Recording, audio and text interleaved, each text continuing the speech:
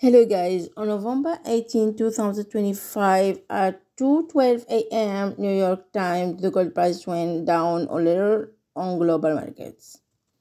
The buying price was $4,005.20 per ounce, down $39.30 or minus 0.97%. The selling price was $4,007.20 per ounce.